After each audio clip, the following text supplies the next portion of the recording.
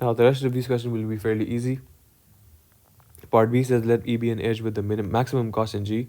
Then no minimum spanning tree of G contains the edge E. This is trivially wrong because let's say हमारा original graph ही tree था, तो अगर आपका minimum spanning tree एक tree हमारा graph ही पहले से ट्री था, तो लेट्स से हमारा ग्राफ इस तरह था, ठीक है, this is original graph. If I want to find the MST within a graph that is already in tree, then the answer is itself. There's no simplification. You can't remove any edges within this and find a new MST. क्योंकि अगर आप हटाओगे तो वो disconnect हो जाएगा. And obviously the MST within this will be using the maximum cost edge because there is some edge within this which happens to have the maximum cost, और ला महला वो इस्तेमाल हो ही रहा होगा. Part C says let all the costs of edges be unique, then there is a unique minimum spanning tree of G regardless of starting vertex. बिल्कुल सही कह रहे हैं, because if you've seen the Prim's or I think दूसरा था Kruskal's algorithm, वो they basically take the shortest edge कर करके आगे बढ़ते हैं. Prim's के अंदर तो ये होता है. तो if you don't have the choice of a different vertex, because if all the weights are different, then there's never going to be an ambiguity in which one to go to, right? Prims will not have two paths to take to find the MST, and you will always end up with a unique minimum spanning tree. You won't have other options for finding another minimum spanning tree जिसके अंदर सारा पूरा graph connect हो जाएगा. Part D says let all the costs of edges be the same, then there are multiple minimum spanning trees of G. This is also not generally true. It might be true for some cases, but once again, we'll just look at a graph that is already a tree. Once a graph is already a tree, there can never be multiple spanning trees for that graph.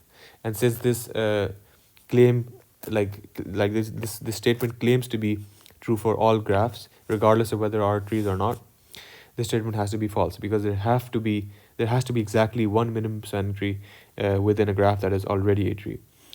Part E says let V be a vertex in G with degree 1.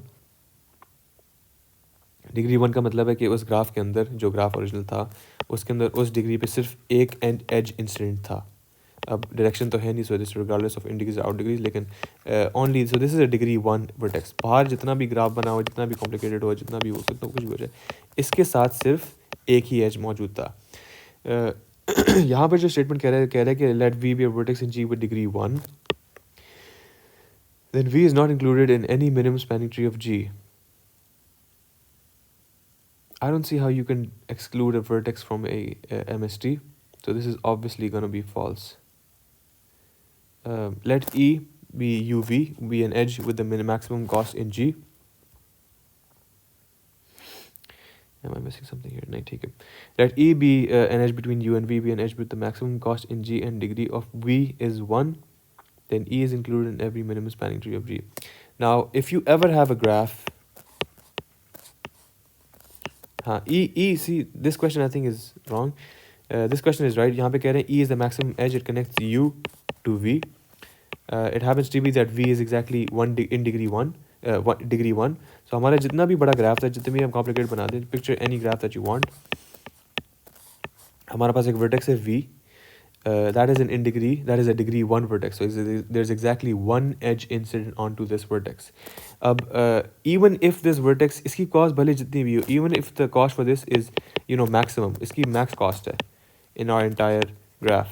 When you make the MST for this, there is no MST that exists for within this graph that doesn't utilize this edge. Because इस तक तो पहुंचना है ना MST के अंदर, और इस तक पहुंचने के लिए आपको लामहला इस edge को ही इस्तेमाल करना पड़ेगा. It does not matter कि इसकी cost क्या है, you will have to use this edge, right? So regardless of what the cost of an edge is, if that vertex has degree 1, then the edge incident to it will have to be used in the MST. So this statement is true.